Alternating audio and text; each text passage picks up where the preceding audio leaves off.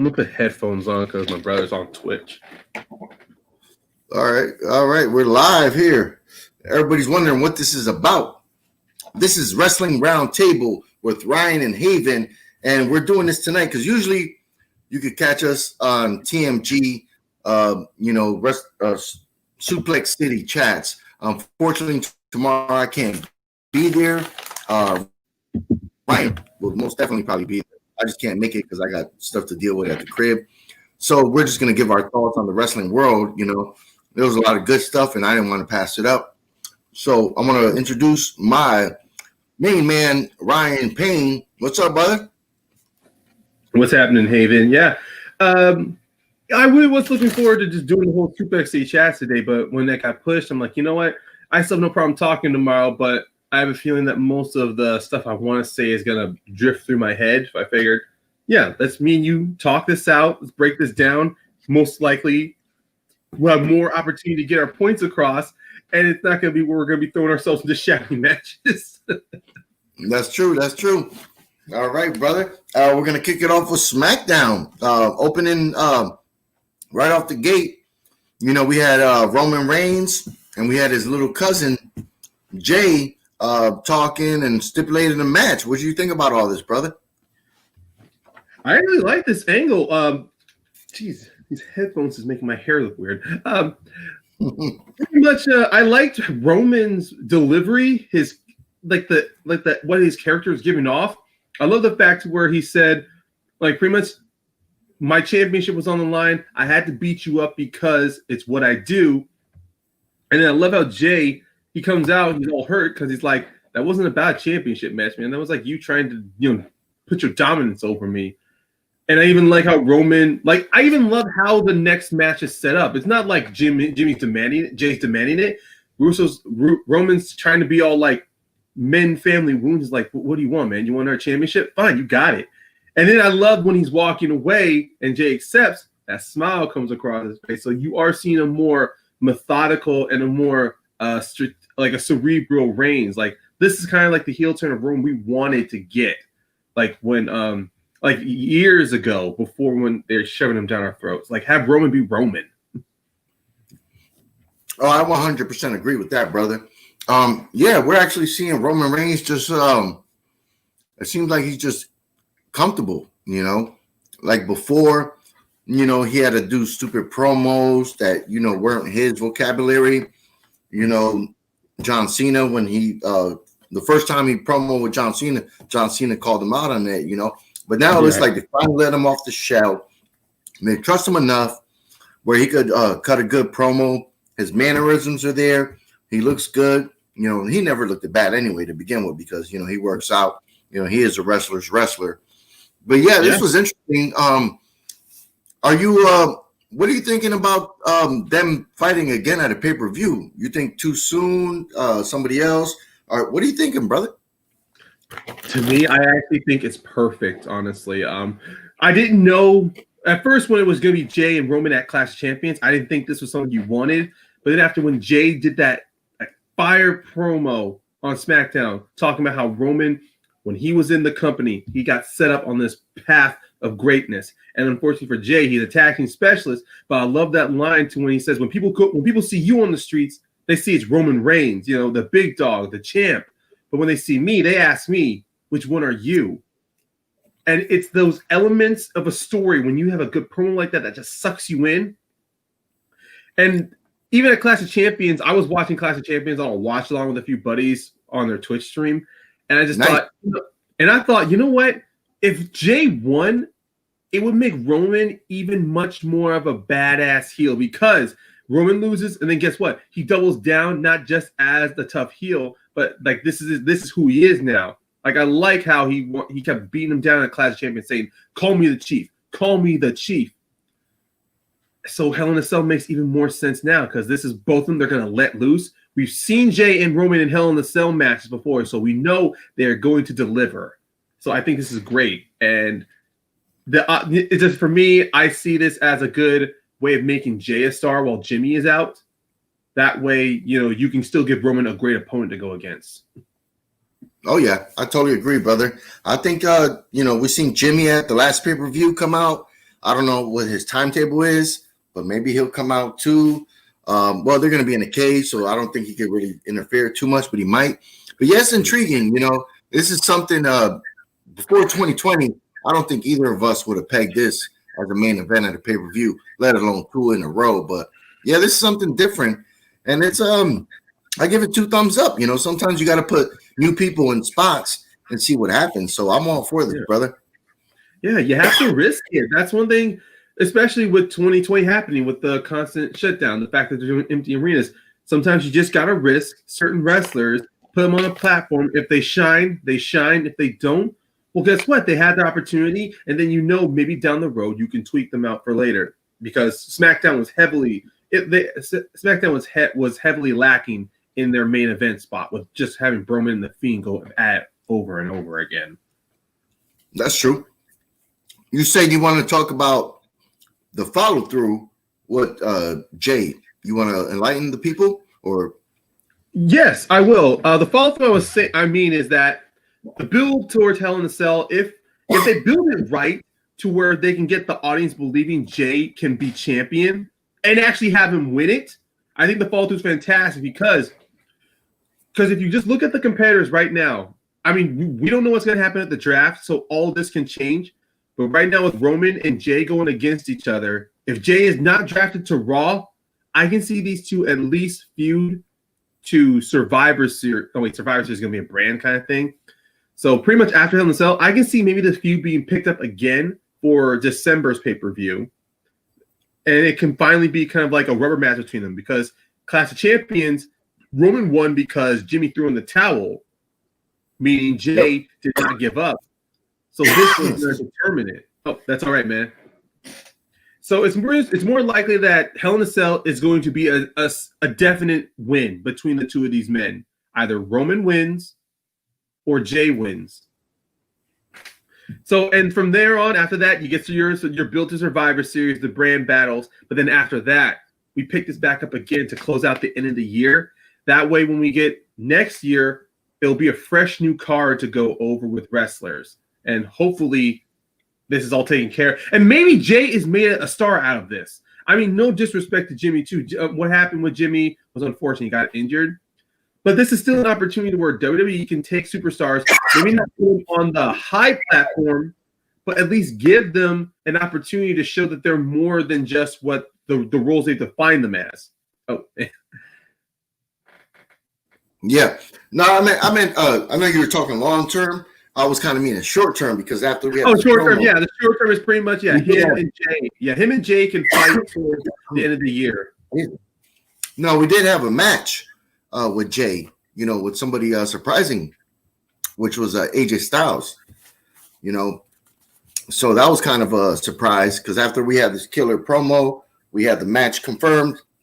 We had AJ Styles come out, and then AJ Styles took the pin. Yeah. Which is, I'm just gonna say right now. I know you're gonna have different views, but this was shocking to me. I'm thinking, I know we're gonna talk about the draft at the very end, but this looked like a telltale sign to me because, no disrespect, but AJ Styles is a former 6-time heavyweight champion seven-time heavyweight champion across four established brands. And then he loses to a tag team specialist. So I don't know. It looked good for Jay, AJ Styles, company man. But were you surprised that AJ Styles was the one that came out and took the pin? I actually was. I really was surprised AJ Styles took that loss. I thought, like with WWE, when they want to protect somebody, they'll write those DQ finishes. So I thought this may end at a DQ finish. But looking at it, to me, it was like they were going to protect either AJ or they were going to protect Jay, and I'm surprised he took that loss, especially with the fact that you see Jay he's always. I don't know if he didn't look like he dominated, but Jay was coming off with a ferocious attitude to where he was not letting up on AJ. So it was really surprising to see that we get that from Jay instead of Styles, because after Styles losing, not getting your kind of title, you think he'd start, ramping things up to go for the Universal Championship. Yeah. Oh yeah. All right.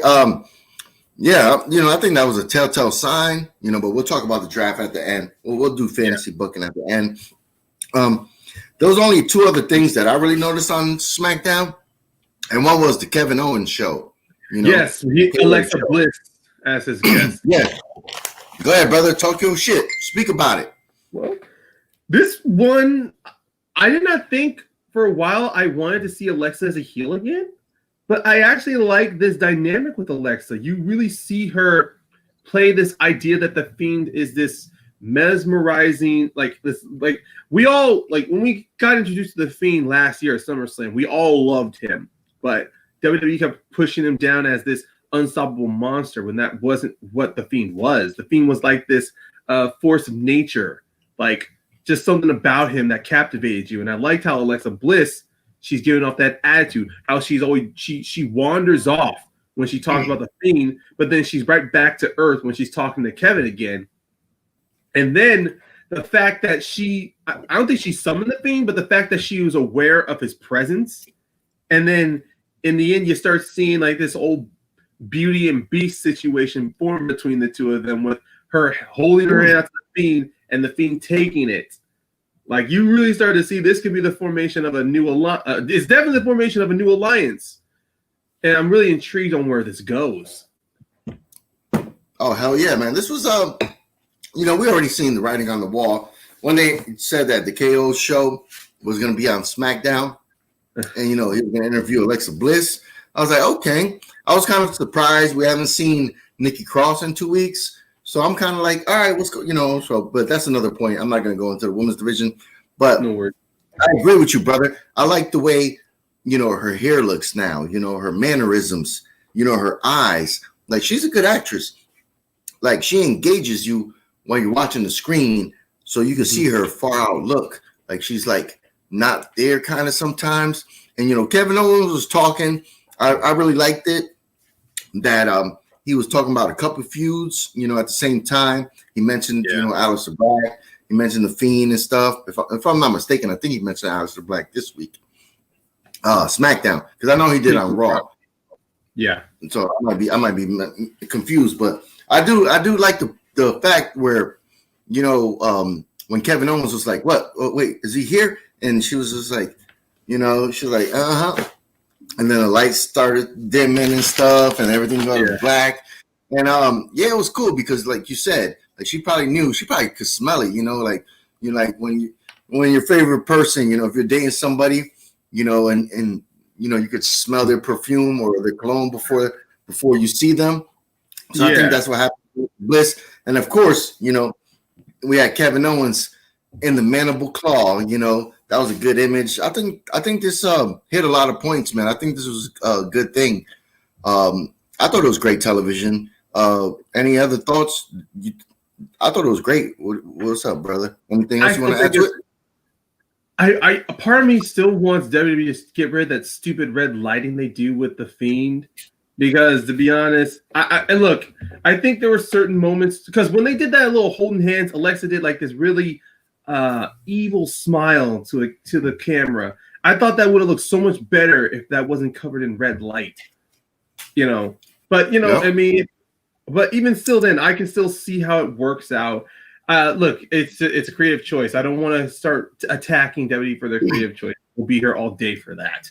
But I enjoyed this, and I can't wait to see when they bring Nikki Cross back in to see where this is going to go to. We're going to get Nikki and Alexa in a match against each other, like the friendship falls apart for real, or is it going to be where Alexa is going to try to tempt Nikki to be a part of this family to where we get Nikki from the NXT back again? Yeah. Oh, yeah. I agree with you with the red lighting. I think it might be too dark. And for a whole year that they've been on TV, pay-per-views, everything, you hear the fans complaining. You would think they would have tweaked it by now, where you can still have a red tint, but make it a little more visible, because I think the red tint is just too dark. It's still kind of dark. You can't really see stuff, really well. Yeah, and or maybe just have the red light just towards the ring and not really have it dominate the arena. Like, you can still have the lights out, but then all of a sudden you get a red light, almost as if you're bathed in almost like you're bathed in something that's unholy, and then have the Fiend attack. You'll still have black around the outside. I'm just saying you don't need to light up the whole room, but just narrow it down to one spot, and that will sell. And that will say a lot about your storytelling. That's true. All right. The only other thing that really happened that's worth talking about is that the mystery female was revealed. Bro, talk your shit, brother. Talk your shit. I know. Take your sip. You get your mouth cleared and then talk your shit. Look, the mystery reveal of this woman did not intrigue me at all.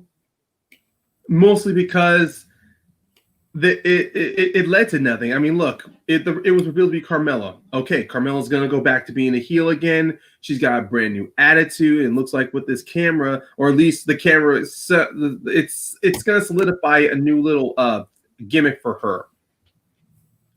I'm glad Carmella is back.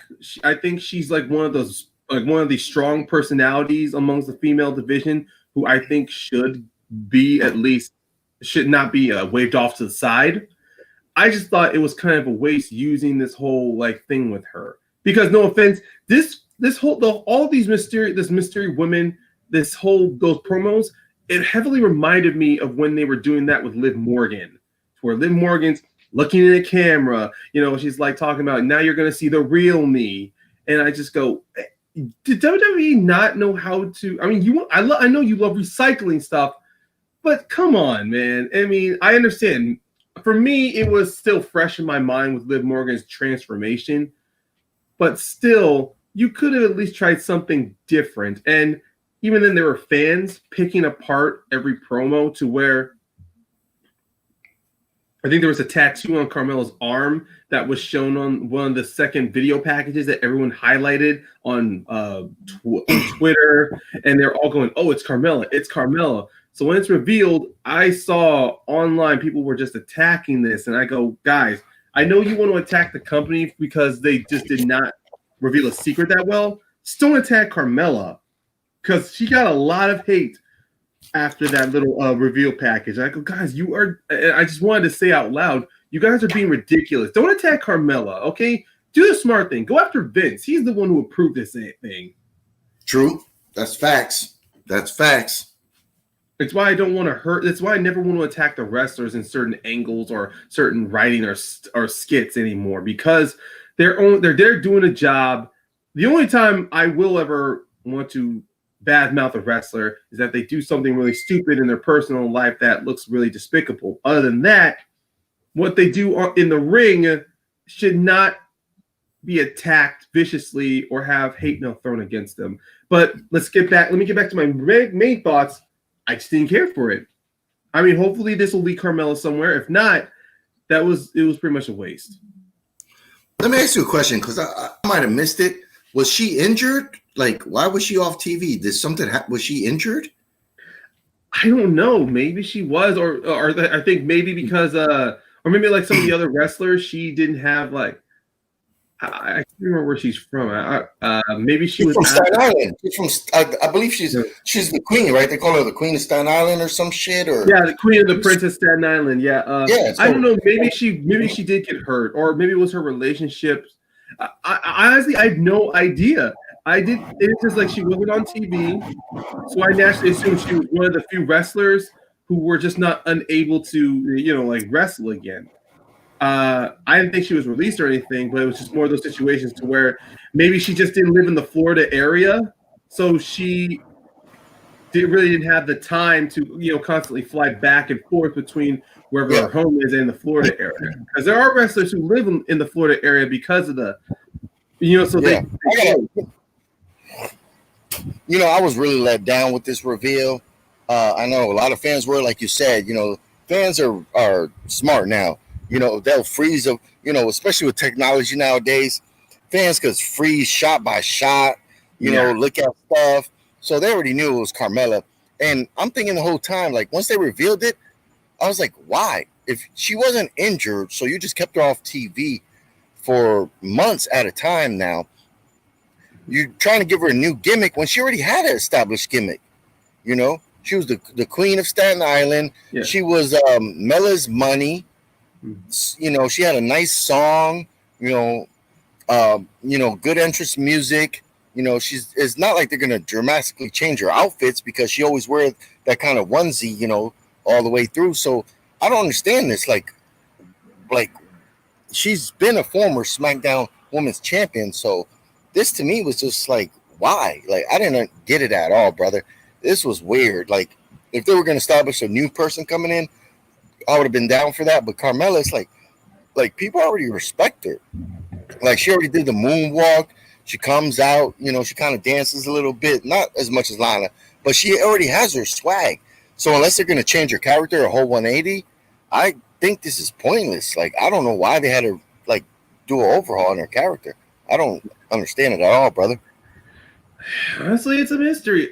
I really try because the only last thing I remember is that Carmella during the time she was always in those constant 24/7 like skits with R-Truth. Before R-Truth was permanently relegated to Raw, and maybe she did some background stuff. Like it's really, I can't really pinpoint the last time she was on TV. And yeah, me neither. I can't even remember.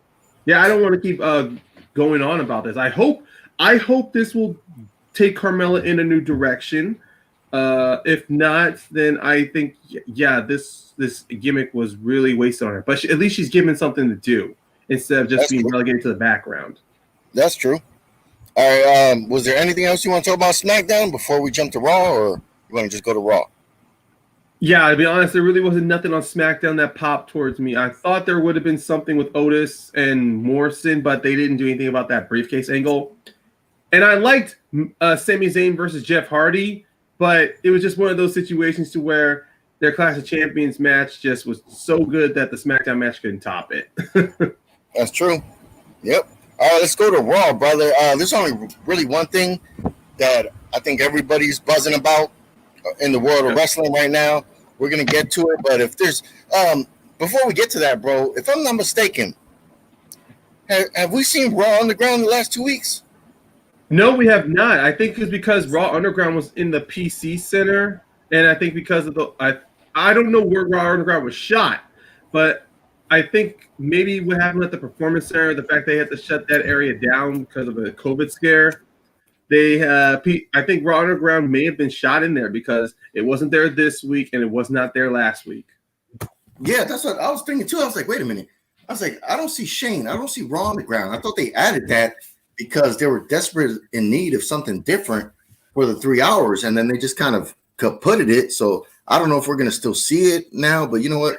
I guess that's for WWE to figure out and for them to let us know in the future because, yeah, that was weird. But to be honest, this 3 hours of Raw was like more of the same, in my opinion. You know, you had a lot of guys fighting a match, and then nope, they're going to fight again in a match. We had a lot of the same kind of stories, but we did have one unique thing, and that was Retribution. I guess they have a leader when we thought they already had a leader, but holy shit. I mean, unpack this big-ass, sloppy, wrapped present that we just got from Raw, brother. Make sense of it. Yeah, I was surprised too. I mean, to be honest, I was getting ready to watch Raw, and unfortunately, I decided to go into Discord and communicate with a few wrestling fans. And of course, they're on different time zones, so they spoiled that reveal to me. I'm like, oh, really? But when I was watching highlights of Raw and saw the transition, I go, you know what? This not only makes sense, but it also is perfect for Ali because he was always. Because at first I remember when he got injured and he was coming back, his promos in the beginning was all about, I'm going to help people find the light, you know, illuminate the world around them. And then they gave him the hack. And then there was this hacker gimmick that was, and the symbol of the hacker was pretty much the symbol of the whole light that Ali would do when he went to the ring, always dressed up in that LED outfit. Yep. The Iron Man. Okay. The Iron Man here. Yep. Yes. So then I thought, okay, Ali's going to be the hacker, but then that went nowhere, and Ali goes to Raw.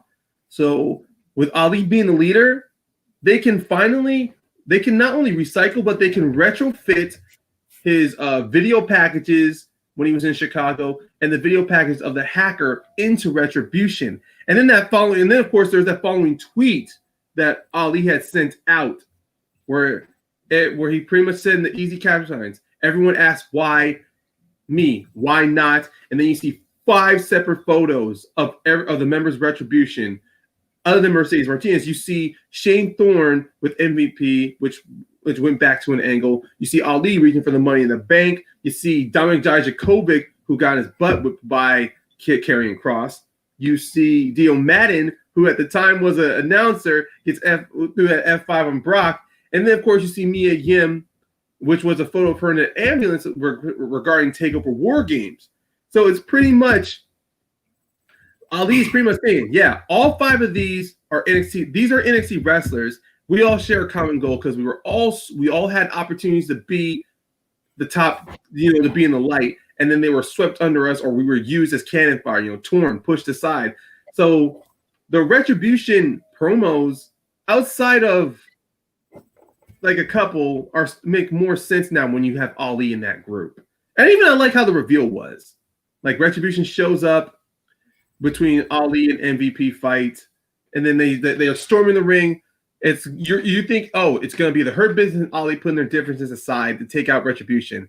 And then Ali's kind of like, I don't want to get my ass beat, rolls out the ring face to face with T-Bar, and you think, okay, Ali's gonna be the big man. And then after 3 seconds, slowly turns around, that sinister smile, and just goes, get him. And it's like that was well crafted and it was constructed very well. Yeah, I gotta say, this was super weird. I think this was just WWE throwing stuff at a wall because, like we all recognize the parallels to Dark Order, Yeah. Because a lot of people watch AEW, so every time when Retribution first showed up, we had the criticisms. Oh, they're the Wish of if you order the Dark Order off Wish, you get Retribution. And then when the Dark Order started, Evil Uno seemed like he was the leader, but then there was like, no, there's somebody else. Okay, so we read it, and then we got a big reveal. But Retribution never said like, oh no, we got a leader coming. Like we always thought it was going to be Dijakovic. He was always one talking for the most part. He talked the most, So I thought maybe he was the leader, because the whole group is consistent of NXT people. And then, excuse me, and then Ali, I got to go back and check because that's one thing I got to see when he was drafted to Raw. Was it right before Retribution or I don't think he was drafted to Raw. Up? I think he was traded to Raw. Maybe he was traded to Raw. I don't know. Traded for I don't know what he was traded for, but yeah, he was traded, but I don't know when it happened. It was before Retribution or after because it seemed like they just kind of was like, oh, hey, remember we had this storyline about a hacker that we never went back to. We got these guys, we get tied in. But to be honest, bro, I'm not feeling this because like Ali's never won a major title. He hasn't won any title in WWE. He was originally going to be part of the chase to the WWE Championship till he got hurt, and then Kofi stepped in, and then you got Kofi Mania following that.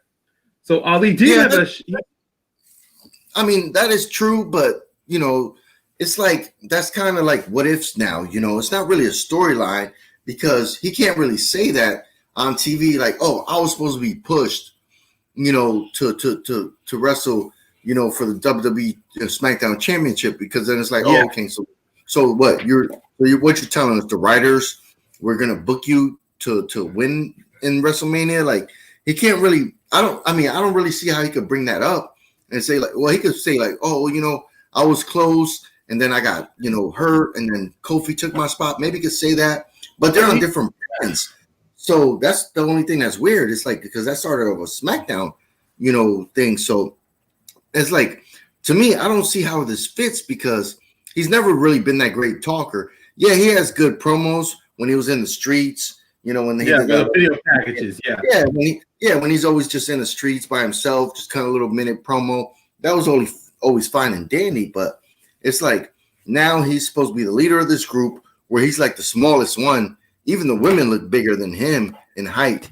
He's never been any type of champion. I don't think he's been a U.S. champion. He hasn't been the Intercontinental champion. He hasn't won the heavyweight title. So how are we going to take this jobber as, being serious as a leader and a threat? Because when you make a group like this, they're supposed to be like, running through stuff. So, I just don't know where this goes. Brother. Because I don't to me, blame you.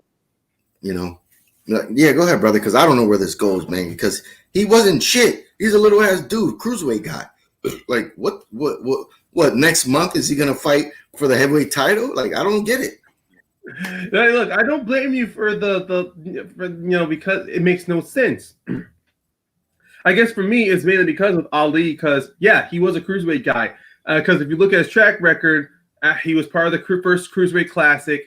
Then he's regulated down to 205 Live, and then when they rebranded it, he was part of that Cruiserweight tournament. And he and Cedric Alexander wrestled at WrestleMania 34 for that championship. And Ali has always been close on occasions to become a champion in the Cruiserweight division, but failed.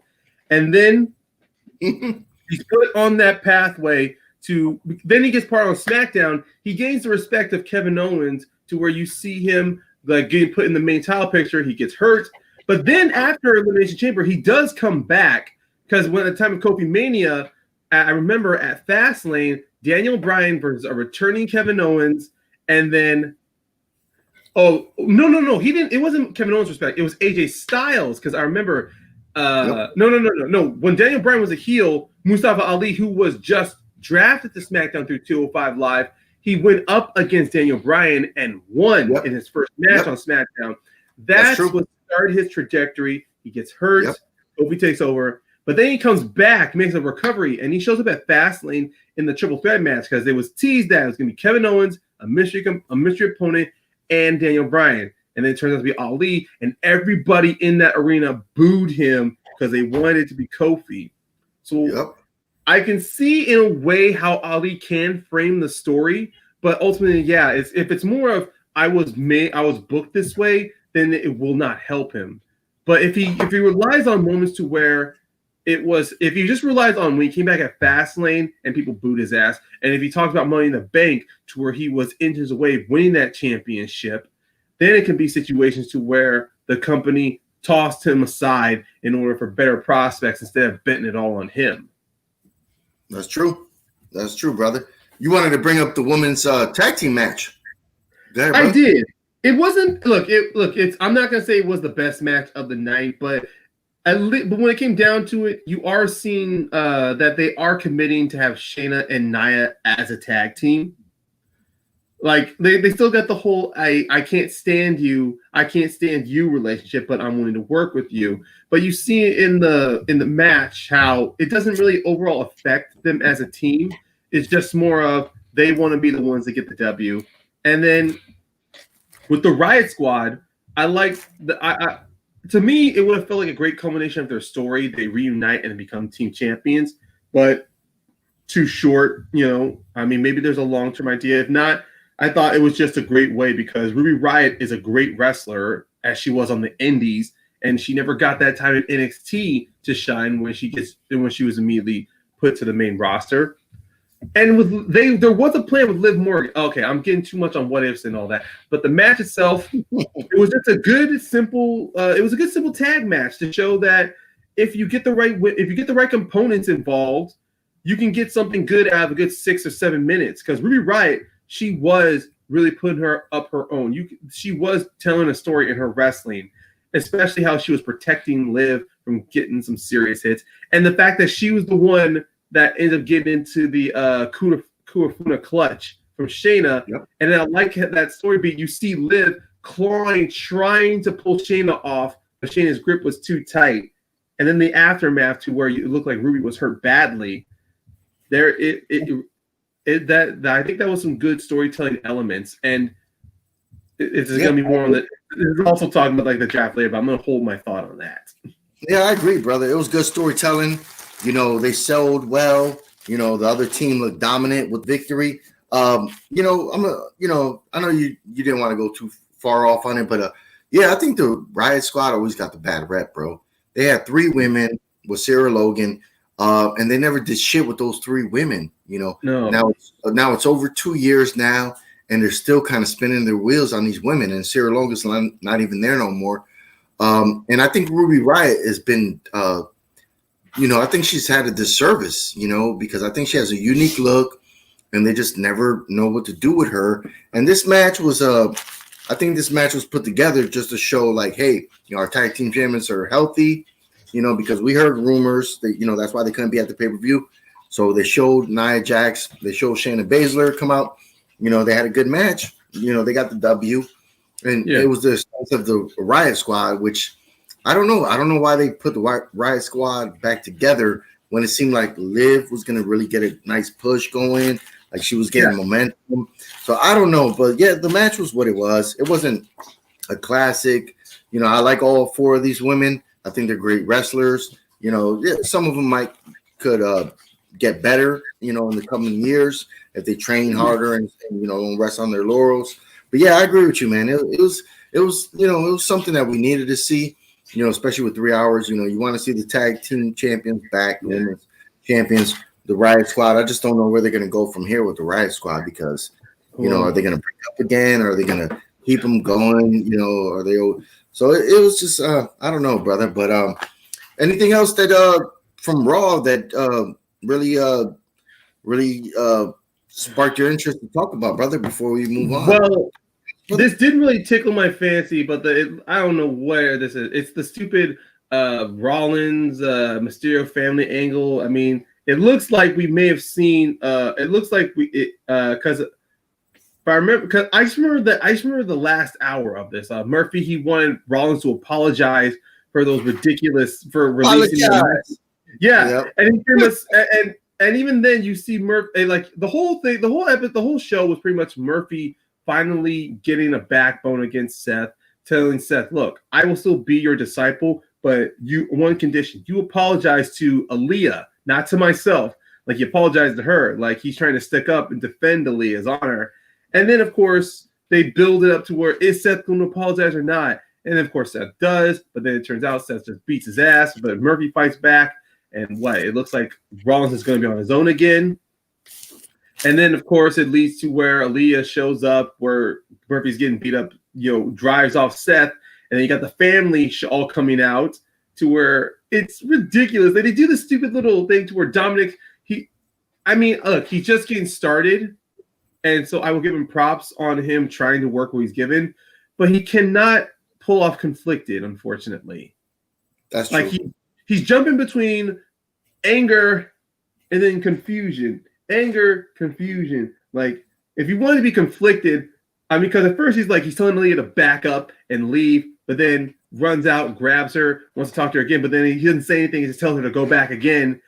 It was ridiculous. And then, of course, I don't know where this angle's going to go. Maybe it's part of Seth's master plan to where this whole thing with him and Murphy is just a way to drive a wedge between his family to where once again he just gets another one up on Mysterio, making his life a living hell.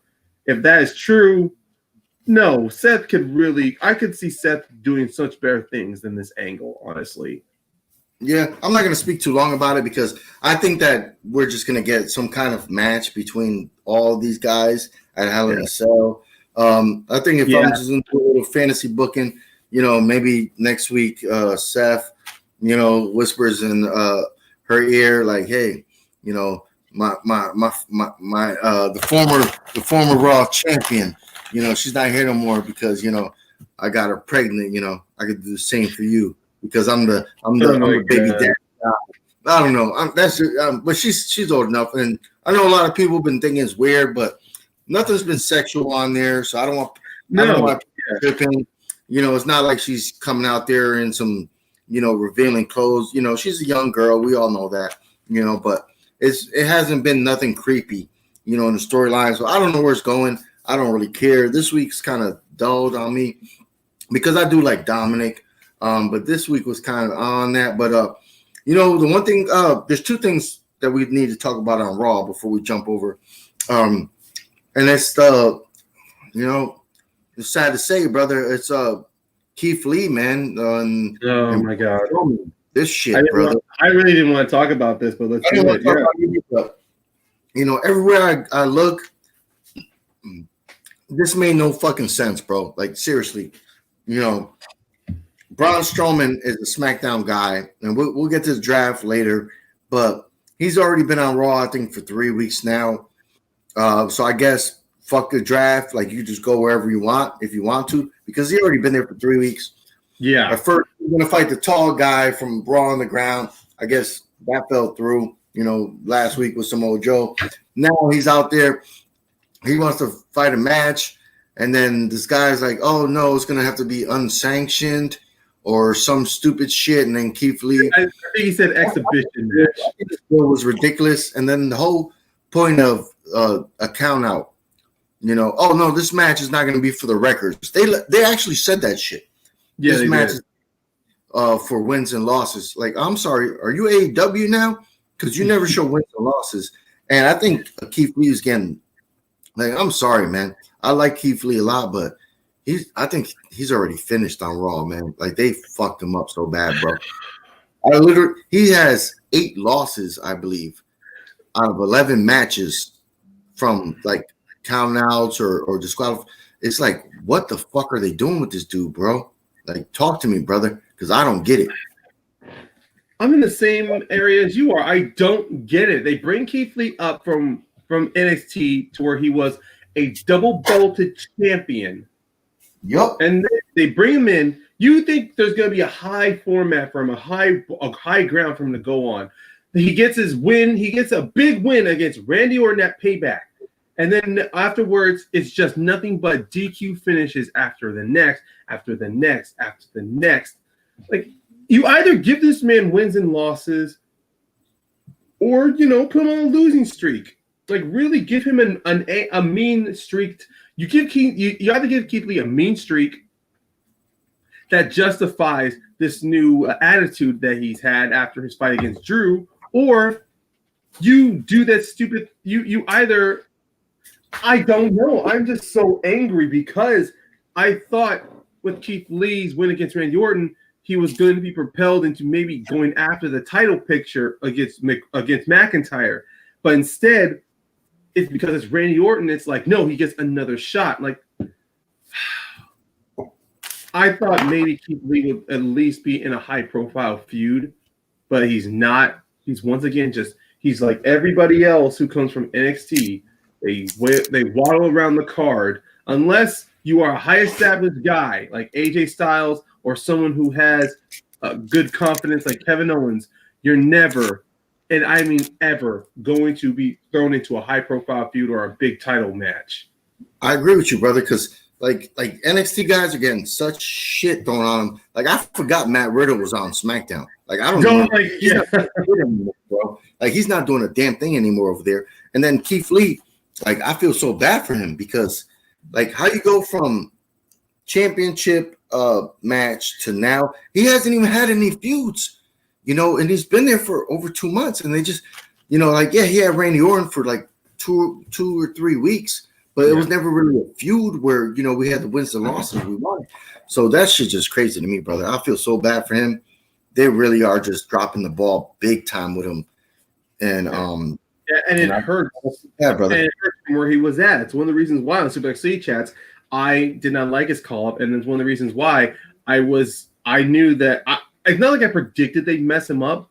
It was just more of those situations to where Keith Lee, a bad situation happened, but Keith Lee was put in a position to where he could have been a foundation, a pillar in NXT, but then he's not given his due because NXT favored a dude they were building as a monster, and then you just see what happens. There was a freak thing happened with Karrion Kross getting injured, but it was just one of those situations to where you need to put more behind Keith Lee instead of putting the belt on Karrion Kross because Keith Lee was going to get called up the next time. That's true. That's true. All right, let's move to the last thing I want to talk about. We already discussed it a little earlier. We already have the heavyweight, not even heavyweight. They don't call it heavyweight no more. We already have the SmackDown title as a rematch at Hell in a Cell. Now we already got the confirmation that the Raw title is going to be, you know, in Hell of the Cell also, you know, rematch. Are you digging these two rematches? I know you said the SmackDown one was pretty good. I think it's gonna be okay too. But are you digging this one again? Because I'm like, this is the third time these guys, are gonna wrestle a pay-per-view. To me, no, I'm not digging this Raw rematch. Because at Clash of Champions, that felt like a great closing. It felt like an end closing the book on McIntyre. And I don't know, maybe it's because Vince or creative saw something more for Orton to do, or maybe because Orton's like, no, I want this to conclude at Hell in a Cell, or maybe they just see Hell in a Cell as the end of a rivalry. But no, Clash of Champions worked because of how everything played out, and then of course with Randy Orton getting the rematch. I agree with you, brother. Like the way Clash of the Champions ended, like none of us predicted that we're gonna get all these old timers. I guess you could call them legends. Legends coming out. They're all beat up Randy Orton, different spots. But then they continued it. Where's like, what is this, man? Is this Dragon Ball Z where we're gonna get 20 episodes of this one feud until we get the climax? Because like I'm not feeling this match, bro. Like I thought once they put him in the ambulance, I thought that was the end of the feud. But that just seemed like it seemed like that was just barely beginning the way it's going now. Yeah. So I don't get it, brother. Honestly, they needed to justify this in order for the Hell in a Cell. And what was the justification? Oh, Randy Orton gets vent. He beats up 4 guys with a chair in the dark. Wow, that's it. I thought he would have crossed the line with McIntyre, but it's just more like, you know what? I really don't want to dwell on this because I don't like it. And 2 things that are going to happen: either Randy Orton gets the belt, or McIntyre gets the belt. I mean, he keeps the belt. Sorry. Yeah, I think if they're gonna do this again, I think Randy Orton should pull the trigger and give it to Randy Orton, because it's like this is the third freaking time, and it's like it's not getting any better. Like these matches aren't getting better. I mean, this isn't like when Randy Orton was jobbing himself out to oh my god, I'm forgetting him already. Carlito? No, it wasn't Carlito. It wasn't Carlito. No. Wow. No. Jesus Christ. He won the championship off Randy Orton at Backlash. And Randy Orton lost him 2 more times. Not the Miz. It was not Shelton. Because you're talking about 09, right? No, No, I'm not talking about 09. I'm talking about like SmackDown. He got drafted. He's escaping my head. He got drafted to SmackDown. He won a Battle Royal he won a 5-way to become the #1 contender. He's turned heel. Jinder Mahal. Jesus Christ. Oh yeah. Because everybody's favorite Canadian Indian. Yeah, that's right. Yeah, this is not like with Jinder Mahal. Randy Orton did everything in his power to make sure Jinder Mahal. Oh, wait a minute. Yeah, they might be going back to a full circle 3MB. Maybe. Oh my god, it feels like the inverse now. What, Randy Orton just fight him 3 times and then he wins? All right. Let's I guess we're gonna move on then, brother, because that's about it from Raw. Yeah. And then we're gonna go to you know what? Let's start with NXT first. Sure. You got the floor. Those are the 2 things I really witnessed on NXT that I want to talk about. So you could start it off, talk about whatever you want to talk about, brother. And I'll let you know if I even. Well, there are a few. I may have the same points as you do, but the opening match of NXT, Ciampa versus Kushida, that was a fantastic match. This is the kind of match I want to see when you have 2 badasses up against each other. They're not going to waste time, and they're just going to start fighting. This match is so different compared to how WWE likes to book heated rivalries or 2 badasses. Like they'll have commentary. Like really build it up. They'll do great with video packages, and then all of a sudden you get these 2 men who just can't wait to tear into each other. And what's the first thing they do? They get into a freaking tie-up and then do headlocks, and then your simple run the ropes and then knock each other down. And commentary tries to sell it off as if it's the most badass thing in the world. No, what happened here? The moment that bell rang, Kushida and Tommaso just went and started punching each other. They tied up a few times. But that was because Kushida was working on Ciampa's left arm in order to really ripen it up to get his hoverboard arm lock. The Chimera lock. Yeah, that Chimera lock that they call the hoverboard. Yeah. And it's that kind of stuff where you see Kushida, he's now transitioning more into what he was at New Japan. You see him doing the hard-hitting style against Ciampa, and Ciampa not even missing a beat, always has an answer against Kushida. Like, these two men were just there to beat the hell out of each other and prove who is top dog. And of course, this match ends in a DQ with Velveteen Dream getting involved. Of course, nobody can come out on top. Yep. Oh, I figured that. You know, Yeah. this match had no build. You had two guys facing off for the first time. You got you got a NXT legend right now, because hands down, Tommaso's an NXT legend. He's I don't know, you know, we're not gonna go into the who's who on the Mount Rushmore, but I think if there was one, I think Tommaso Ciampa deserves a spot. And then you got Kushida as a New Japan legend.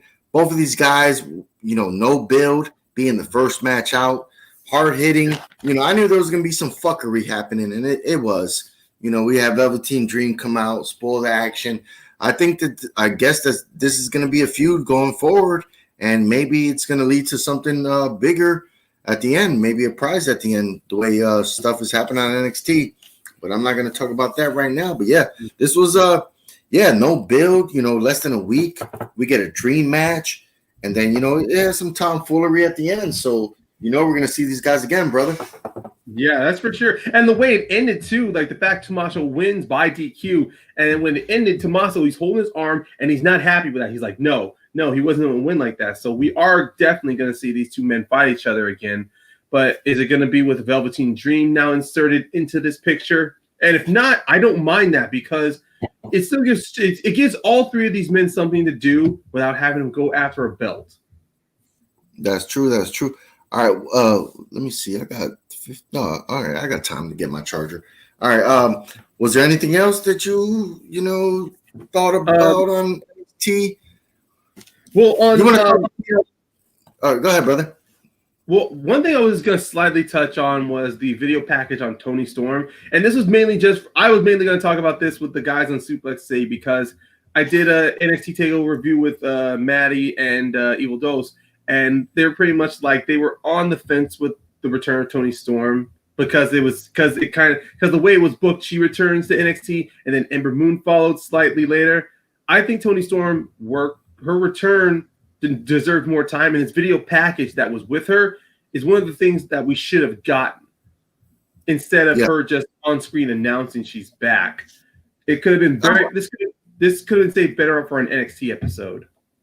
Yeah, well, we got this on this NXT episode. You know, I don't know what the other two guys are bitching about. It's not like they're bitching. It's just more of that, like, after Io wins, Toni Storm is like on screen. She says, "I'm back," and then afterward, we get the stupid culmination of the masked person who wants the NXT title, and then it's Ember Moon. So it's just more. I watched it, brother. I watched it. I understand that, but you know what? I don't mind that, because sometimes you got to hit him with the left and hit him with the right. You know, and you had the little tease of Toni Storm at the pay-per-view, and then you had, you know, Ember Moon. And this week we got a nice video package for Toni Storm.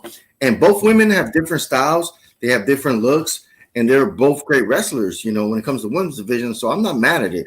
I don't know what the other guys are bitching about, but, you know, that's the thing about 52 weeks on television. You have time to do this stuff, and we had it this week.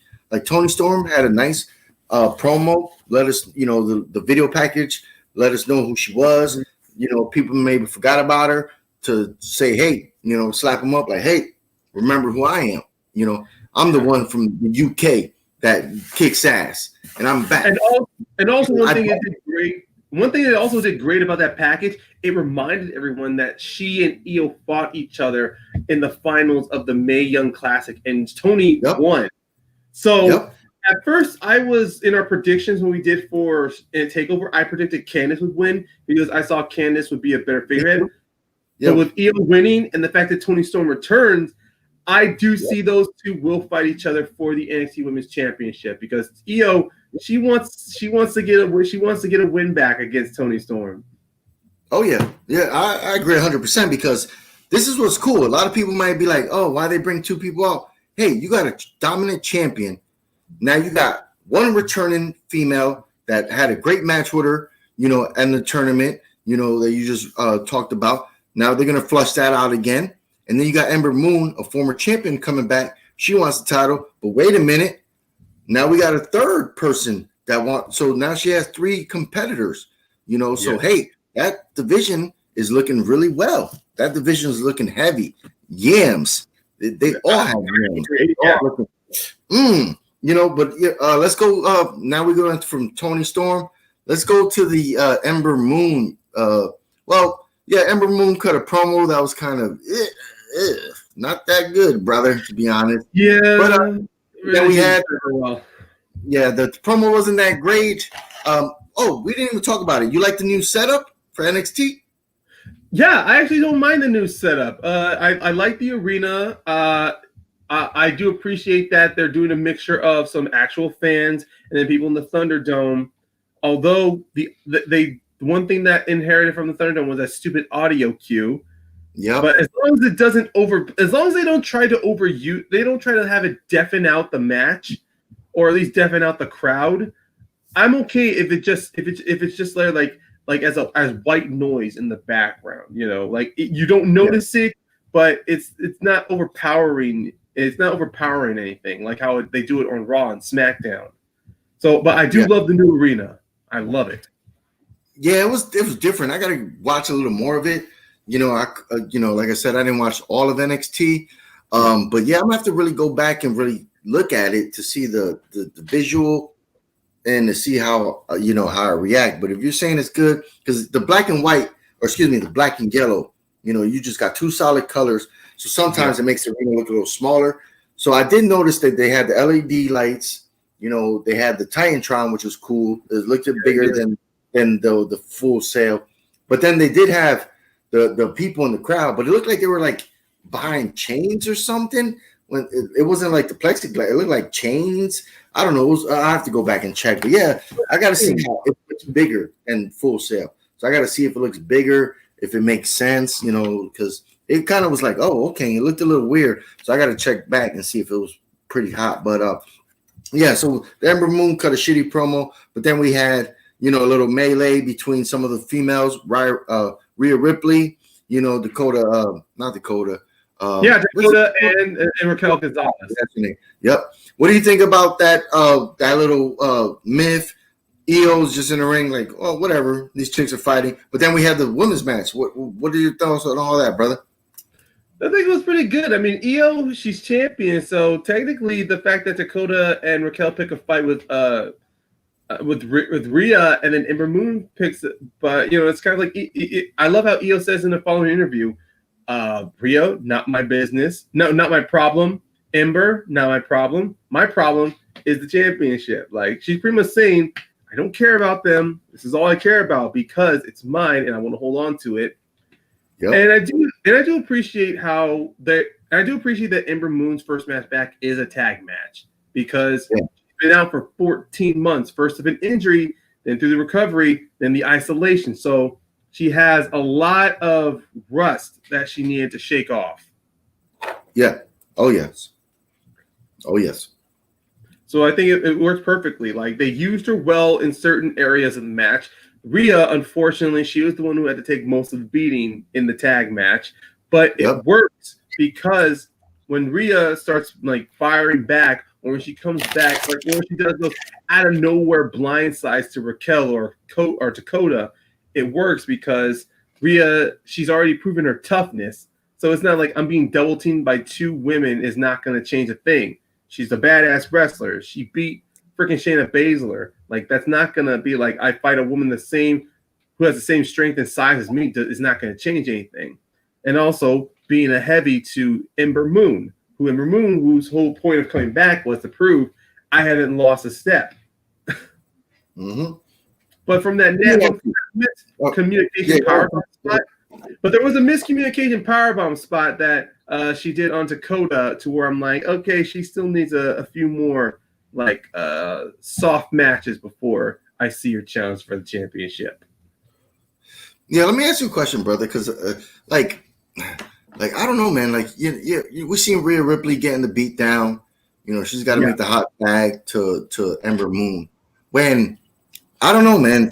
To me personally, I think Rhea Ripley should be like the Charlotte of NXT. Like she's got her own unique look. She's tall, dominant. I think she should be the one that be like at the end of the day, you know, when everything's said and done, she could be a 5-6 time NXT Women's Champion. You think that it's you think by bringing Ember Moon and Toni Storm back that now she's got to take a back seat when she's clearly like kind of better a wrestler?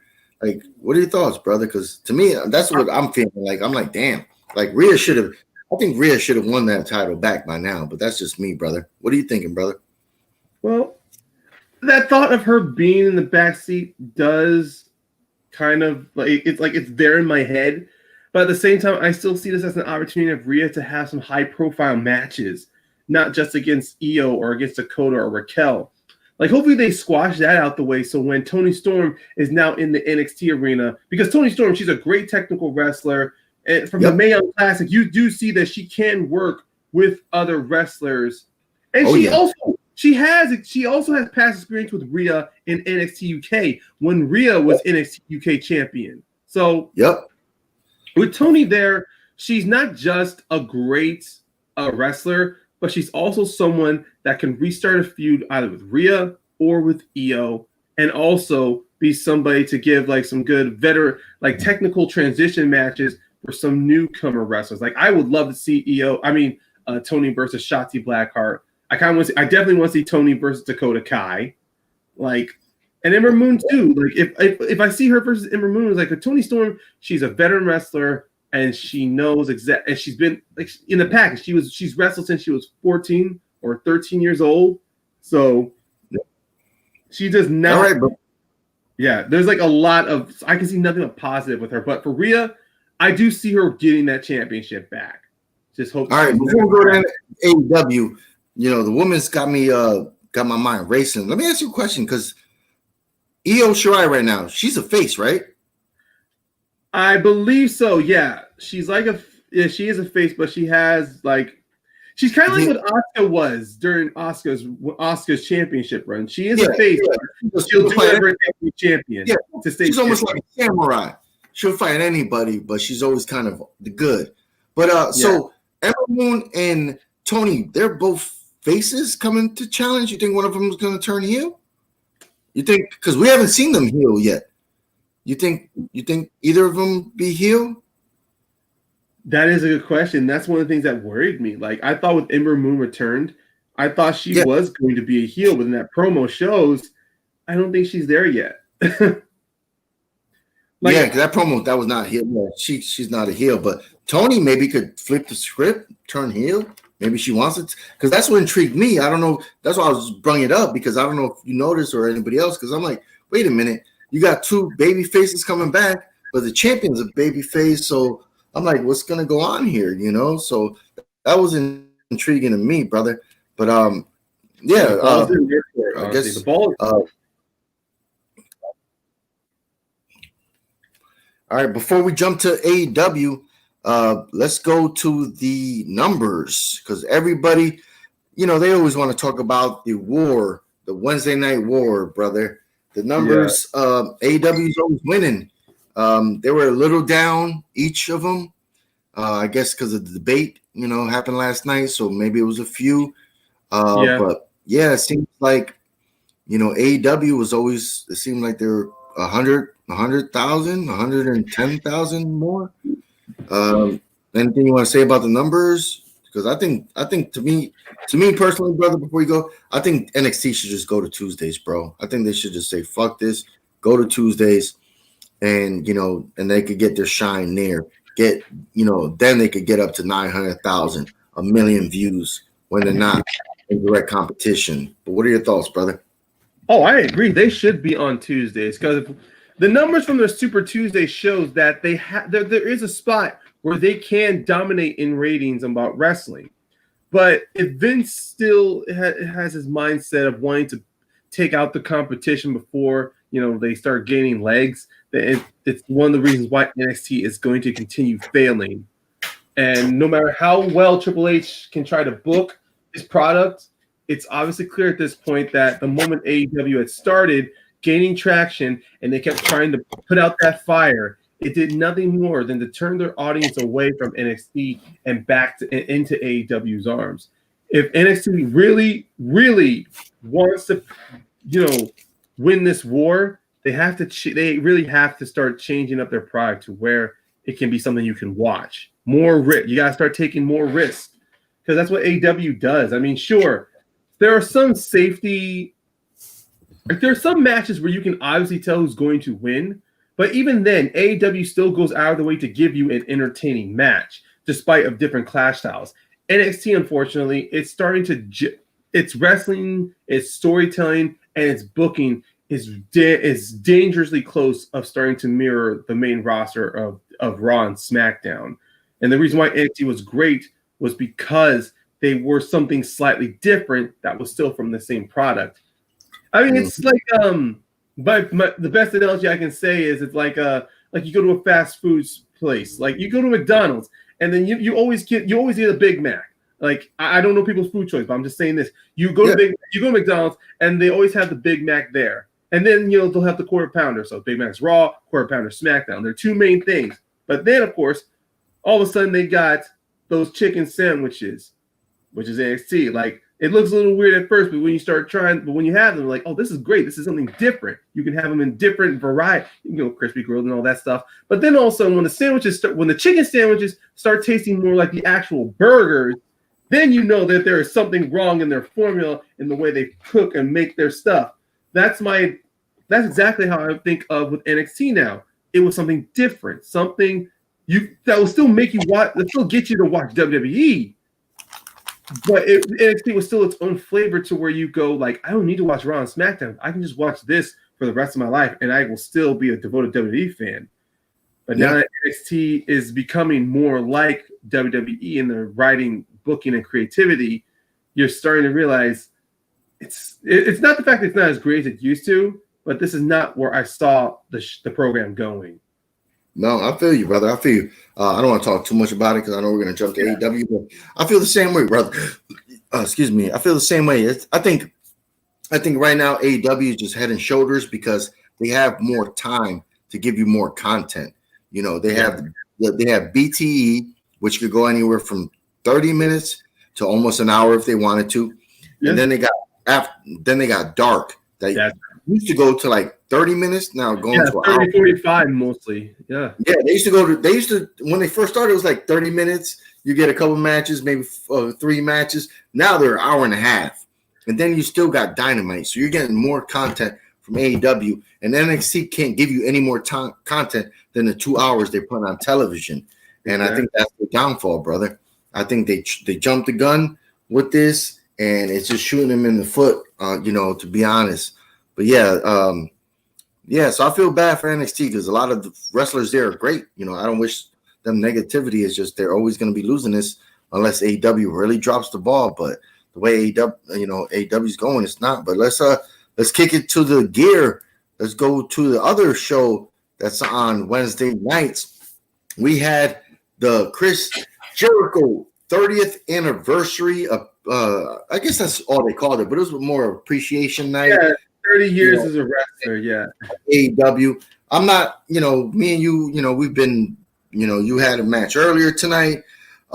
We've been talking for an hour. We don't have to go match by match, but whatever you want to start with, brother. Whatever you want to start with. I mean, to be honest, not every match wowed me, but the matches I did like was the opening with the FTW Championship, Brian Cage versus Will Hobbs. This was a great 100% what Maddie would say, a Hoss fight. 100%. Two big men just using their power and agility to try to beat the hell out of each other. And you saw from the different variations, Will Hobbs, he's the younger of the two, so he's definitely more energetic, more hungry and ferocious to take down Brian Cage, who in this is the more experienced wrestler, as you can tell. Because Jesus Christ, these two were like throwing their biggest moves at each other every single time, and I loved it. Brian Cage did a fucking standing backflip.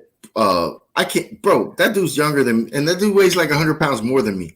Like I can't do that shit. like this. That's just crazy, brother. But you gather with all those muscles, he can maybe do like a half standing senton, but a full backflip, a full moonsault. Oh my God. A standing moonsault, I mean. I can see him doing a moonsault off a turnbuckle, but a freaking standing moonsault and still be able to maintain form and rotation to get on Will Hobbs was insane. Yeah. Anything else you want to say about the match, brother, before I jump in? Well, pretty much to add on with the wrestling, I like how when Will Hobbs looked like he had it won, you start to see the not the rookie, but more of the young wrestler in him come out. Like Brian Cage kicks out his big move. He stands there confused, like, what is he gonna do now? And of course, you see, and even Taz on commentary was great. Storytelling. Yeah, Taz even was saying, like, even I love at the end that when Taz says, "Yeah, we beat you, but I respect you. I want you to join Team Taz." And of course, before we get an answer, you get Darby Allin to show up, meaning that the feud between Allin and Starks is not over yet. And I do like how with Hobbs, it was still left in the air. He didn't give an answer. So you might, I mean, I'm pretty sure Hobbs will not join Team Taz, but I like how they're leaving it in the air. Yeah, to me, the match was great. To start off this match, which it seems like they're just going full throttle, brother. Like AEW, they know they're in a competition with NXT, and NXT knows it, and they're saying, you know what, we're gonna put title matches on, we're gonna put killer matches on. We're not gonna lose the rating war. And we already know what's going to happen next week with all these matches coming next week. We got 3 title matches next week. But this match opened up the card. I think, to me, to be honest, I wouldn't have had this match yet because Will Hobbs only had 1 win so far on Dynamite. I understand they were going to have that 6-man match. That fell through. They should have switched directions. They could have Will Hobbs just come out, squash somebody. Brian Cage come out, squash somebody, and then build, for a couple weeks for this. But you know what? It's not my decision. I don't make the rules. The same thing with Darby Allin and Ricky Starks. I think they should have been separated a little bit, got a couple more wins, and then the match would have felt a little big timer. But, Will Hobbs, he was really impressive. Both of these guys worked well together. Will Hobbs had to take the L in this. Ricky Starks came down. They seemed like they were going to jump him, but they didn't. Taz started talking his shit. Darby Allin came out. The only thing I like is Brian Cage looks like he's like 4 times the size of Darby Allin. Like he should have never run out of the ring because the guy had a skateboard. Like he looks like he would take that skateboard and bite it in half, and then break Darby Allin in 2. But yeah, the match was good to open up the show. I just think the build. I guess since they're still not even officially a year yet, this could slide. But I think. If we look back on this or if they move forward, I think feuds should build up, but this was a good match, brother. And then we had next. I mean, if you want to go, there was so much shit to unpack here, man. I know. Yeah, we don't need to talk about everything. I mean, we can talk about the Minutes of Greatness fight. We can talk about the tag match.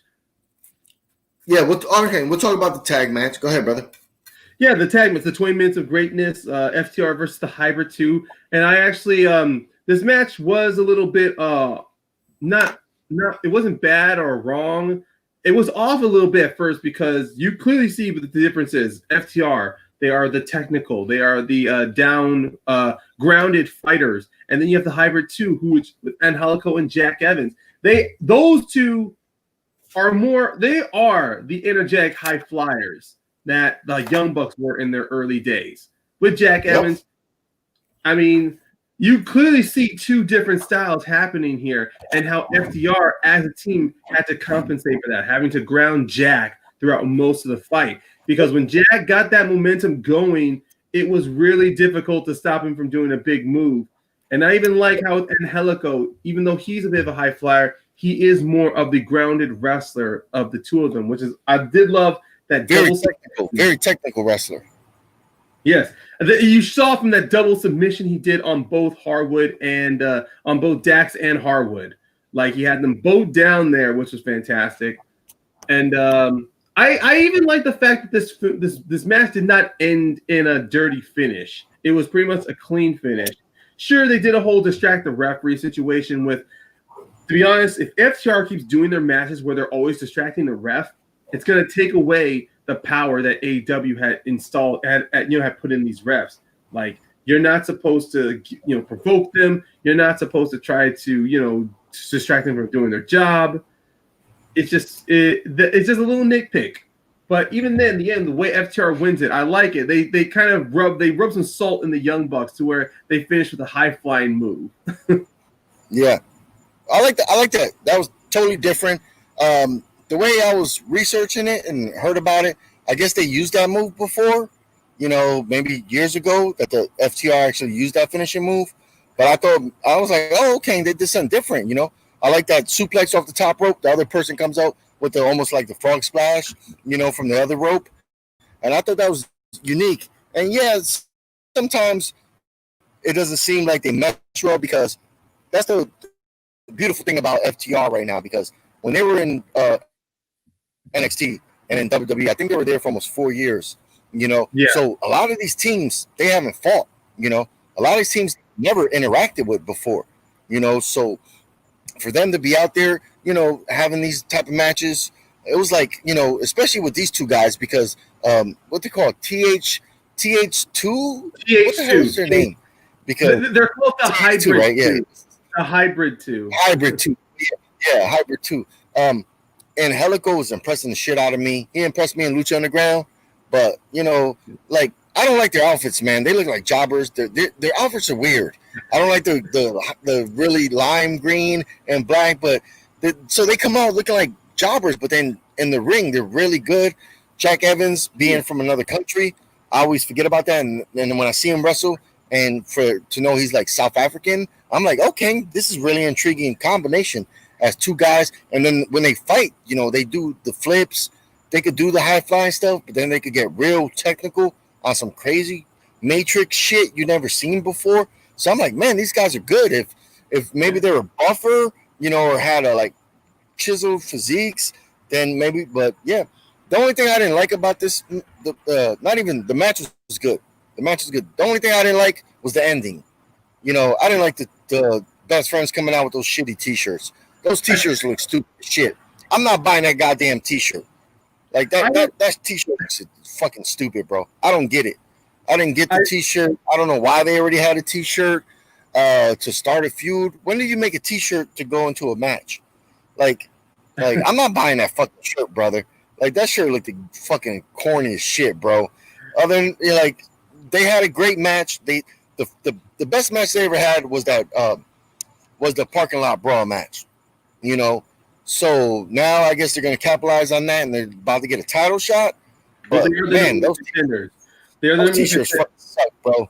But go ahead, man. You might like those. I hate those T-shirts, but go ahead, brother. What do you think about that ending? The fact that you called them corny is kind of one of the reasons why. They made the T-shirts was meant to be a play on joke, because FTR called them. They called them backyard wrestlers. They called them a comedy duo. So that was the point. They're just like, it wasn't really meant to be like, ha ha ha ha, funny. It's just more of, yeah, we know we're funny. We're just gonna do this to fucking annoy you, to troll you. That's how I saw the shirts, the weenies. And even then, and at the same time, they are the number one ranked team, so they are in line to win a championship. So to me, it feels fine that they're getting the championships now instead of having to drag this out to Full Gear. Well, they're not getting the championships. They're getting the championship title match, but they're not getting the championship. That's what I meant. They're getting the title shot. I like the fact that they're going for it now. Next week, the 1 year anniversary of Dynamite, instead of having them try to build this out to Full Gear and then have to address the false logic of, okay, they're number one ranked team. How come they don't have a title shot? So, yep. All right. Yeah. To be honest, I still think those T-shirts are stupid as shit. I just thought it was a joke. Didn't they leave WWE because of dumb shit like that? Now they're over here, and they got to deal with some stupid. Well, anyway, let's talk about before we get into the next match, the next title match. Let's talk about some of the guests that Jericho had, brother. Hey, man, I'm not gonna lie, brother. Yo, this shit was. Yo, why can't WWE do that? WWE's been around for like 70 years. Like, all the guests that showed up to praise Jericho, like I thought, when they first started out, it was AEW wrestlers, so it was okay, and that's a given. But then they started getting like celebrities, like from all across the globe, and I was like, holy shit, Jericho, yo, he touched a lot of people, man, and that was big time.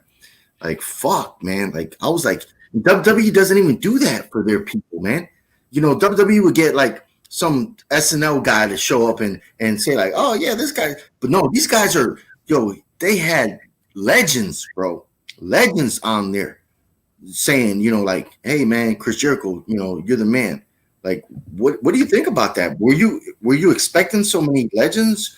Well, what do you, I'm not gonna put, but what do you, when you started seeing all these people, what do you think, bro? Actually, I was amazed with the number of people he had, giving him congratulations. I knew, of course, from the Talk is Jericho podcast, he knew Rockstar, so I was not surprised to see Slash, a few rock bands on there saying congratulations for 30 years of wrestling. Although with Shaq on there, I'm like, wait, Shaq's saying thank you? I'm like, those two had a thing in WWE. They're gonna acknowledge that. well, the last time, right before he had a title match, when he was already the champion, he showed up on TNT basketball, the TNT Tuesday shit, and they had a little mini ring, and he was there with Shaq, he was there with Charles Barkley, and he was promoting AEW. But yeah, go ahead, brother. No. I was like, oh, I'm like, I didn't know that. I don't know. I do appreciate it. I mean, this is meant to be Chris Jericho celebrating 30 years as a wrestler, so it doesn't surprise me that Jericho would go all out, reach out to some of his friends he knows, and tell him and have them, give their thanks to him, or at least tell him like congratulations. I mean, yeah, I'll be honest, they wouldn't do this for WWE. They would most likely highlight the celebrity over the wrestler because in their organization, the wrestler is just they're just common. They're just a stool. They're just a cog in the machine. Like they're not bigger than the company themselves. AEW, they're not afraid to say that there's wrestlers bigger than them. That's the reason why Jericho is there. That's why Jericho became. I mean, let's be honest. As much as some people did not like Jericho winning the AEW belt, would you have seen the company had been on the run it had if Hangman won it at All Out? Nope. No. And all at the same time, Jericho, after he won that belt, what did he do? He became a meme machine, a marketing machine. I mean, for Christ's sakes, we never would have gotten that champagne, a little bit of the bubbly, if it wasn't for him winning that championship. A little bit of the bubbly.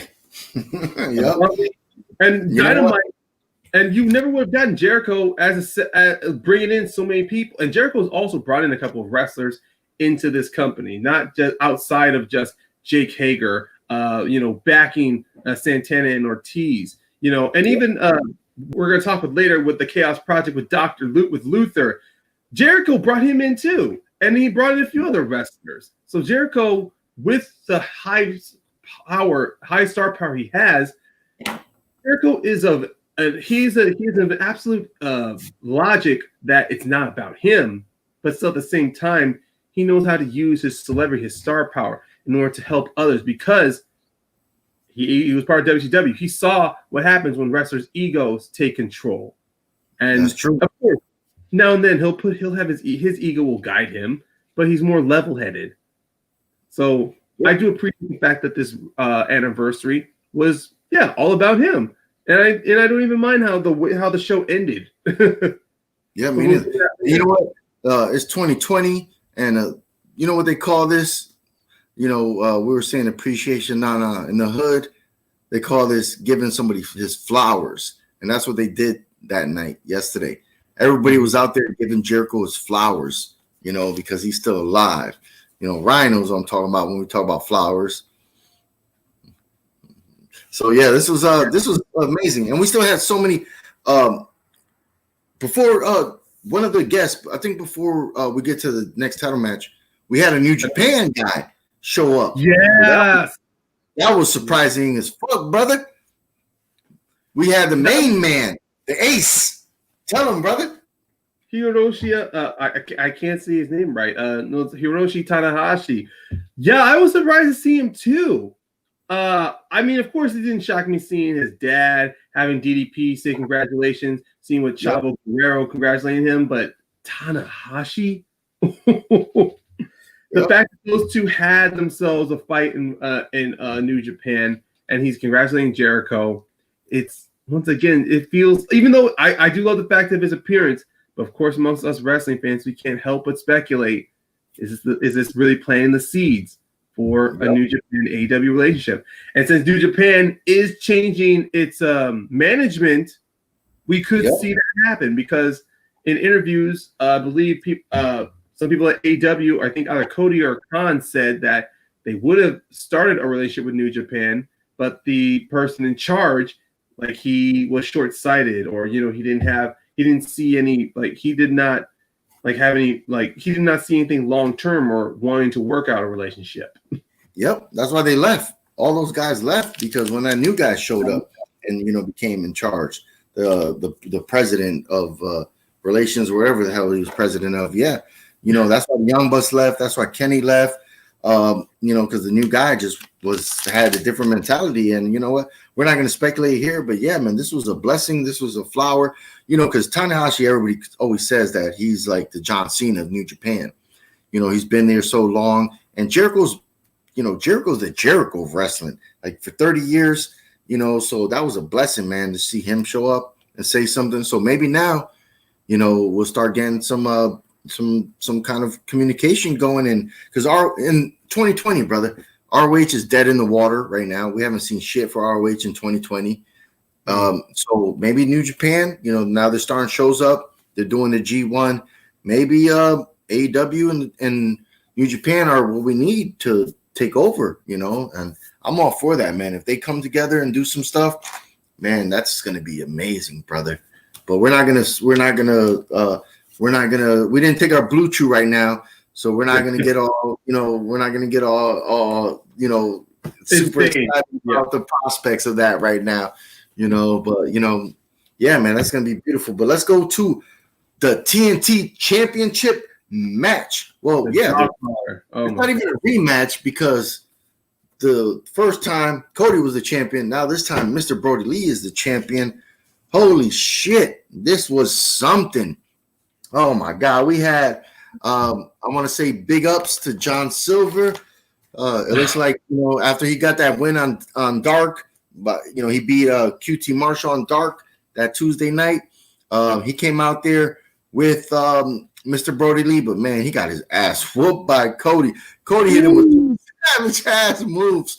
Like, why, Cody? Like, damn, bro, he trying to move up. Cody, dude, Brody Lee also kind of used him as like a, not a weapon, but more of just like a punching bag. Like that spot where Silver is hurt outside, Brody picks him up, puts him on a chair, says, "Stay, don't move," and then throws Cody into it. Cody treated him like the redheaded stepchild, man. He treated him dirty. Like that, the drop kick when the dude was sitting in the chair outside. Like, I mean, there's so many moves we're gonna go over, brother. There was so much shit going on in this ring. Before the match started, there was one thing I noticed and one thing I really liked. When they put the dog collars on, Mr. Brody Lee's was black with purple. Cody's was black with red. I don't know if you noticed that, but I was like, okay. Rewatch. I noticed those on rewatch. Yeah, when they put because right on the collars, like the collar was black, but it had, the top and the bottom had a little color, and they were purple for Brody Lee. This match was crazy as fuck. I mean, we could go move for move because there was so much shit going on. I don't want to talk 5 minutes because I know I want to get you in here, but fuck, the package power driver outside on the table. What the fuck, bro? Holy shit. Like, there was so much crazy shit going on in this match, but you know what, Ryan? Go ahead, brother. Talk your shit, because goddamn, this was about it. No, you pretty much covered. I mean, look, the start of this match. I mean, the fact with dog collars, when this was pushed so fast, we did not know how this was going to go. So when but I realized that Cody, he loves the old school style of wrestling. So I knew he was going to take this dog collar match, which has been done in the past, and he was going to make it work for a modern audience. And he definitely did. And this match was also a great way to have Brody Lee be a badass, but not make him look weak. That's why I love the idea of that steel. The fact that they sell on how much it hurts to be hit by that steel chain itself. From Silva being busted open to Brody Lee wanting to hang Cody off from the ropes with that chain. Ugh. Mm-hmm. Like every match, every blow was meant to show you that no matter how bad these men want to hurt each other, that chain is there for them to reel the other guy, wrap him up, get him back up on his feet, and take more punishment. That chain was pretty much the third wrestler in that damn match for how much it was being used. Either to whip somebody, to strangle someone, or just to use as a blunt object. So knowing that Cody and Brody Lee took what would have been a very ridiculous and stupid gimmick of a match and show you how brutal it can be, how domineering it can be, and it was fantastic. And with Cody, and I love even too when Cody does that crossroads the first time, Cody kicks out at one. I mean, Cody kicks out at one. Yep. Oh my God. Yeah. Looking like a crazy man, like a man possessed. It's like he did not want it to end that way. He's like, no, you're not taking my damn title from me. Like every kick, like when a wrestler kicks out at one over a finisher, that says a lot storytelling from the Bucks using the golden trigger on Kenny at Revolution to this moment here. Just no, it's like you use something like that on somebody, you better make sure you take them out, not just to put them down. You take them out. And that's exactly what Cody did. He took him out by getting and pinning him and getting the championship back. Some people are kind of mixed on this, and I'm a bit mixed on it too. But I'm a sucker for future storylines. But right now, this does seem to fit well with Cody because as I do like Brody Lee, but I think at this point, Brody Lee, he's moved past the TNT Championship now. Yeah, you know what? There's so much stuff to unpack in this match. Like Anna Jay was out. The only two Dark members from the beginning of the match. Silva and Reynolds, yeah. No. Well, it was Anna Jay out there. Remember? It was Anna Jay. Yeah, Reynolds came out later. And Silver Ryans came out later. And then our Anderson was able to, we didn't get no Brandy and Anna Jay stuff going on. But there was so much stuff. We had Greg the Hammer Valentine, a legend. He was outside there. They built this up saying that this was like the sixth time that there's been a dog collar match in wrestling. I think that's what they're saying. Maybe it was more, but you know what? And that's the thing about Cody, which I had to give him his props. A lot of people always try to, shit on Cody, like, oh, he's like Jeff Jarrett. No. Like this dude's father was a great wrestler, a legendary wrestler, became a great booker, legendary booker, great trainer, legendary trainer. His father was everything. His father was a GOAT, in wrestling.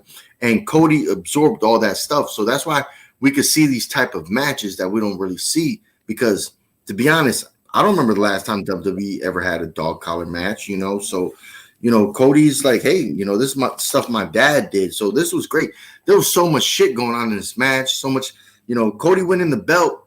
I was surprised. I know a lot of people were like you're saying. A lot of people were probably thinking like, whoa, man, they kind of buried the Dark Order. But then we had at the end, Tony Schiavone comes to the ring.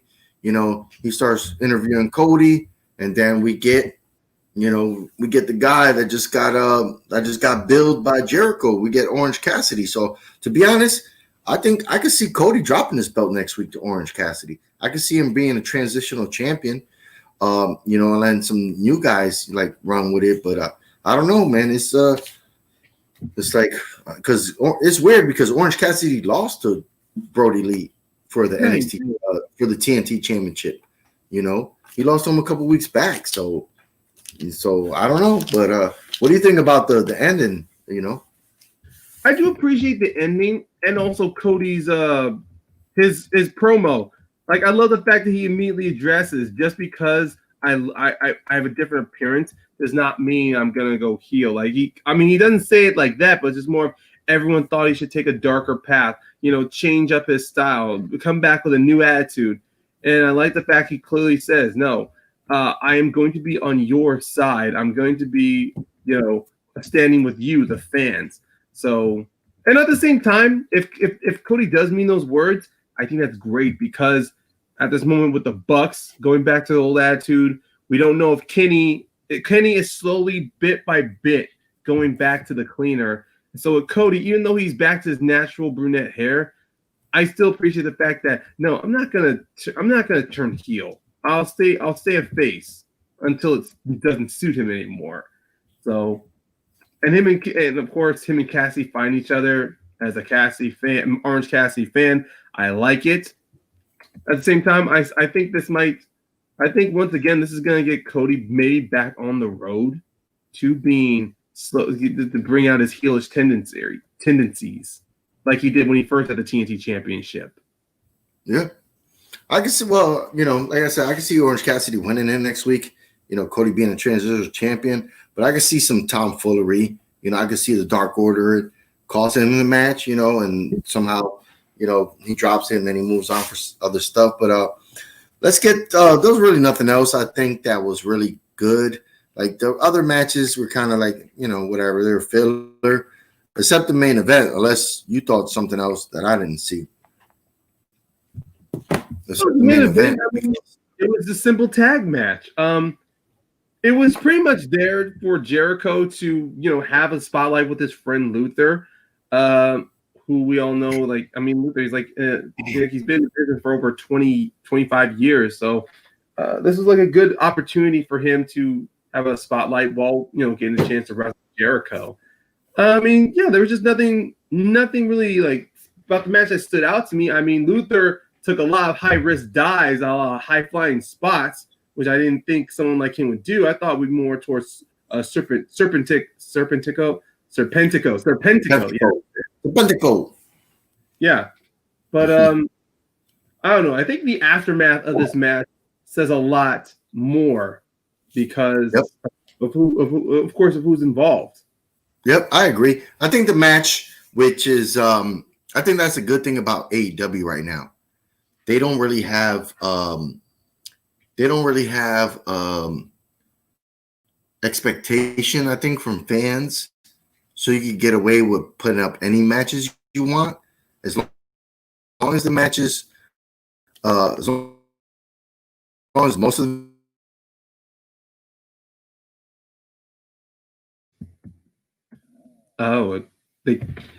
matches are thrilling. You can get away with certain main events. Man, I ain't watching that crap. But this one was okay. You had, the match wasn't shit. The best they could, and it was because Jericho has a great relationship with him. But yeah, so the match went the way it was. Jericho hit the Judas effect, 1, 2, 3. But at the end was where everything got weird. I'll go first and then I'll let you close it off. Go ahead. Jericho got on the mic. He was talking pretty he was being humble, like sincere. He wasn't being like cocky. MJF came out. I guess they're gonna build to this feud. That's all it seems like. MJF comes out. Wardlow comes out. They got some guy in a fucking cloth. It's revealed it's a clown. The clown has a picture for fucking Cody Rhodes. Cody for Jericho. He opens the fucking picture. It's a picture of MJF. Cody. Goddamn, Chris Jericho smashes it over the clown's head. The picture doesn't break because when the picture falls on the floor, it looks like the whole shit's intact. So I don't know what, there was no hole in it. So I don't know what I guess when he smashed it, I guess it only smashed the top of the frame. And so the whole picture was fine. The clown didn't sell it. He got a Judas effect. And then, I don't know. I didn't really care for that part because it kind of took away from the 30 years of Jericho. But I guess, wrestling's wrestling. You got to move storylines. Then we had a bunch of heels coming into the ring. Miro showed up. He didn't even have a segment this week. So I don't know what the hell's going on with him. But he showed up. You can see him on the very back. He tried to talk or move forward, but it just, Britt Baker was the one that was closest to Jericho. And then they had the credits. The credits were funny as shit. That was amazing. Yeah. That was a highlight. But yeah, the whole ending of the match to me was kind of flat. Like all the wrestlers coming out, it seemed like it was rushed. Like the time was running out. The ending was cool with the credits. I thought that was ingenious. I thought it was funny as hell to see that. But yeah, this ending was kind of like, all right, we already kind of know where it's going. To me, anyway, it seems like it's going to be a Jericho MJF match. But go ahead, brother. Yeah. What are your thoughts on the rest of the stuff? Yeah, I do see that too. The end where MJF comes out, gives Jericho gift a la The Rock from Nation of Domination, to where he gets a portrait. First a clown, and then a portrait of himself, to where you can always treasure that down the road. And then Jericho, of course, gives us that little tease to where he attacks the clown and just goes, "Don't ever interrupt me again." All that was just, it's clear. MJF and Jericho, they're on a collision course. And it seems to me that they're going to fight each other at Full Gear. Like, that's going to be a high profile match. It's not going to be for any championship. It's just these two men are going to fight, and we're going to see and I can't wait to see what kind of match we're going to get from those two, because those two are great personalities. They are great on the fucking mic. We'll never take that away from MJF or Jericho. I guess it was just more of like, I was hoping for a more cleaner button to finish that off on. I do love the credits coming up, how it felt like it was a SNL type of parody, to where everyone comes out saying, "Oh, congratulations, Jericho, we love you," while the credits, slowly scroll up on that ring. I thought it was hilarious. And the match was just okay. I was still entertained throughout the match. The ending was okay. That's all I feel about it. Yeah, it was I agree. It was a stretch to be invested in the match when you got two guys that are really low caliber wrestlers compared to a great like Jericho, and Hager is kind of there. I wish he had better gear, but it is what it is. But yeah, you're 100% right. It wasn't like we were expecting much out of this match. Well, I guess the problem is that I think because this match came after the dog collar, even you can tell from the audience, some of the people in the audience were spent, like in the crowd, because of how intense the dog collar match was. Yep.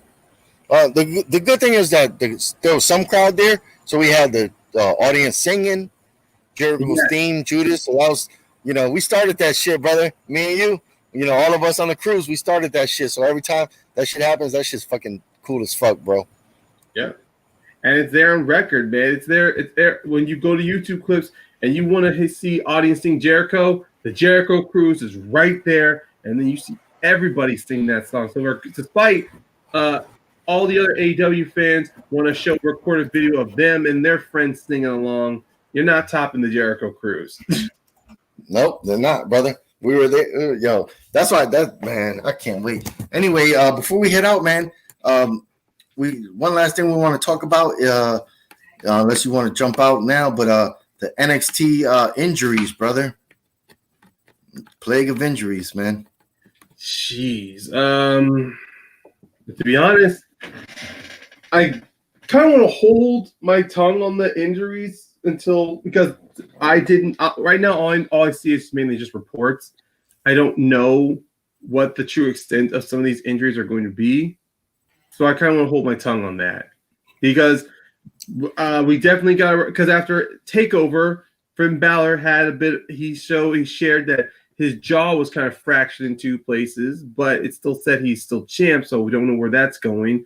And then, of course, this past NXT, Ridge Holland, who was looked like he was set to be in a high profile feud with Cole, got himself seriously hurt on NXT.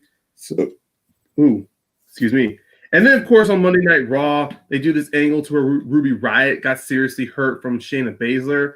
So it's just kind of like, I'm going to hold off on some of these plague of injuries to where until I get further more information about them. True. All right. That's true. All right. We're going to head out then. This was a round table.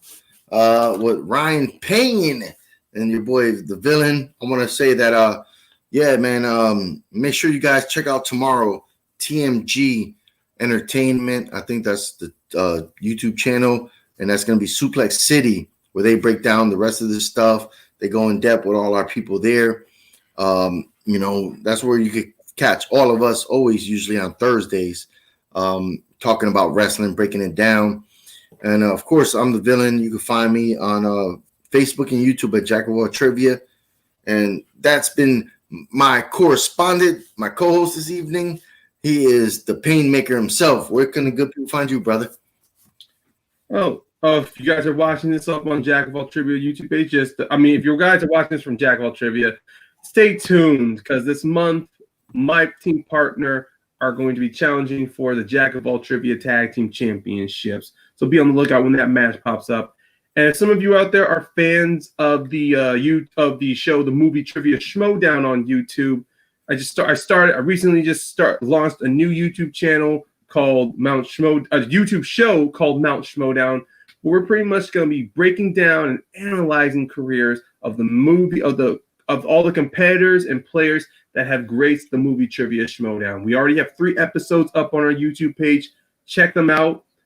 And we have 3 more coming down the line. They've all been pre-recorded because my host and I wanted to work on our format. But our first live episode is going to be October 31st, Halloween, guys. So we're going to be starting up a big countdown to that. Oh, shit. Nice. That's what's up.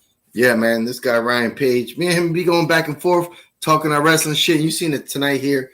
But both of us are so knowledgeable, man, that we just love this business, man. So I want to thank everybody that watches this stuff. This was live tonight, and I think tomorrow we'll probably have more views for this. But like I said, you know, that's my brother in arms. You'll see us both on the Jericho Cruise on 2021. That's the Painmaker.